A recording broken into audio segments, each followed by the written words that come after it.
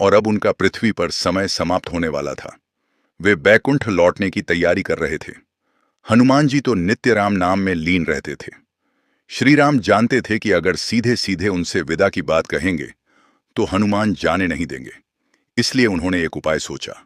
राम ने अपनी अंगूठी जानबूझकर धरती में एक छेद में गिरा दी और हनुमान से कहा, पवन पुत्र, मेरी अंगूठी नीचे गिरी है, जाकर इसे खोज कर लाओ। हनुमान तुरंत आकार छोटा करके धरती के छिद्र में प्रवेश कर गए। वे गहराई में जाते जाते नागलोक पहुंचे। वहां के राजा वासुकी ने उनका स्वागत किया और पूछा कि वे क्यों आए हैं। हनुमान ने कहा, मेरे प्रभु श्री राम की अंगूठी यहां गिरी है, मैं उसे लेने आया हूं। नागराज मुस्कुराए और ढेर सारी अंगूठियां हनुमान जी के सामने रख दी। हनुमान आश्चर्यचकित हो गए। हर अंगूठी राम की ही जैसी थी। नागराज ने कहा, पवन पुत्र, जब जब त्रेता युग आता है तब तब राम अवतार होता है। हर बार उनकी अंगूठी यहीं गिरती है और तुम उसे खोजने आते हो। जब तुम यह देखो कि राम की अंगूठी असंख्य हो गई है, तब समझ लेना कि इस युग का राम अवतार पूरा हो चुका है।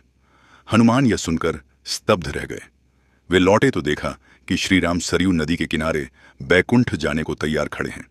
उस समय ही हनुमान जी ने वचन दिया कि वे युग युग तक राम नाम की भक्ति करते हुए पृथ्वी पर रहेंगे।